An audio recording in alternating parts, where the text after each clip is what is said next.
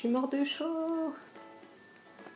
J'ai trop chaud. Hello tout le monde, j'espère que vous allez bien. Je vous retrouve aujourd'hui pour un nouveau tuto nail art et aujourd'hui je vais vous montrer un trompe-l'œil puisque je vais dessiner des gouttes d'eau sur mes ongles. C'est un nail art que j'ai déjà fait au temps où j'avais un blog, mais il me semble que je n'ai jamais fait de vidéo, du coup je me suis dit que ce serait l'occasion, d'autant plus qu'il fait super chaud. Ça me fait un peu penser, vous savez, aux gouttes d'un brumisateur. Donc vous allez le voir, c'est pas un nail art qui est ultra facile, au contraire il demande peut-être un petit peu d'entraînement, donc si jamais vous débutez en nail art, je vous recommande de commencer par des choses un petit peu plus simples. Mais bon, c'est comme tout, si on s'y prend étape par étape et qu'on fait les choses avec minutie, normalement vous devriez bien vous en sortir. En tous les cas, j'espère que ce tuto va vous plaire et c'est parti. Comme toujours, je commence ce nail art par appliquer ma base pour protéger mes ongles du pigment du vernis, mais également pour assurer une meilleure tenue du nail art sur mes ongles. Je vais ensuite appliquer mon vernis de base, donc moi j'ai choisi un vernis bleu holographique, mais vous pouvez prendre un vernis bleu de votre choix ou même une toute autre couleur, c'est vous qui voyez, et je vais l'appliquer en 2 couches pour plus d'opacité.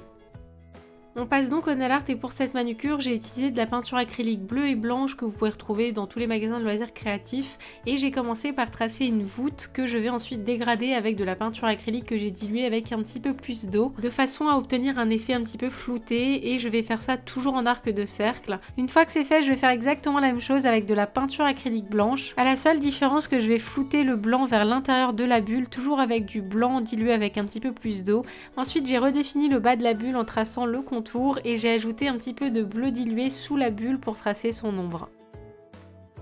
Et pour terminer, j'ai ajouté des petites touches lumière qui donnent vraiment ce côté si réaliste, donc j'en ai ajouté un petit peu sur le bas de la bulle et une petite ligne de lumière sur le haut de la bulle et je trouve que c'est vraiment ça qui fait toute la différence. Parfois il suffit d'un tout petit détail pour tout changer.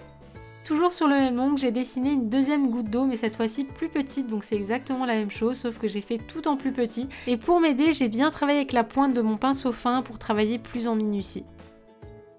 Je vais maintenant vous montrer le même motif avec une seconde méthode et pour ça j'ai utilisé un pinceau plat, le même que j'utilise pour nettoyer mes contours et qui reprend un petit peu une technique de peinture qui s'appelle le one stroke que je faisais pas mal à l'époque et donc pour ça je vais commencer par tremper la pointe de mon pinceau plat dans la peinture, je vais dégrader sur ma palette et je viens dessiner un arc de cercle directement sur mon ongle et comme vous pouvez le voir en un coup de pinceau on obtient tout de suite le côté foncé sur l'extérieur et le dégradé de couleur à l'intérieur. Ensuite je vais faire la même chose sur le bas pour faire directement l'ombre et ensuite il m'a suffi de rajouter le blanc sur le bas de la bulle, de dégrader un petit peu tout ça et d'ajouter les petites touches de lumière et comme vous pouvez le voir c'est beaucoup plus rapide à faire. Par contre je ne vous cache pas que c'est quand même un petit peu d'entraînement, si jamais vous débutez je vous recommande vraiment la première méthode.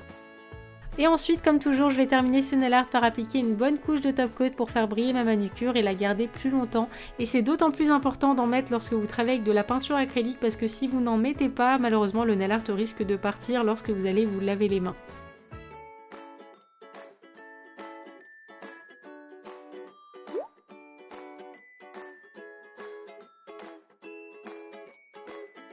Et voilà pour ce tuto, j'espère qu'il vous aura plu. Comme d'habitude, si jamais vous recréez ce nail art, n'hésitez surtout pas à me montrer tout ça sur les réseaux sociaux avec le hashtag YokoNailArt ou en me taguant sur la photo sur Instagram. Je crois qu'il ne se passe pas un jour où je ne vais pas voir toutes les photos sur lesquelles vous m'avez identifié, ça me fait super plaisir. Nous on se retrouve très vite pour une nouvelle vidéo, d'ici là comme toujours prenez soin de vous, je vous embrasse très très fort et merci pour tout.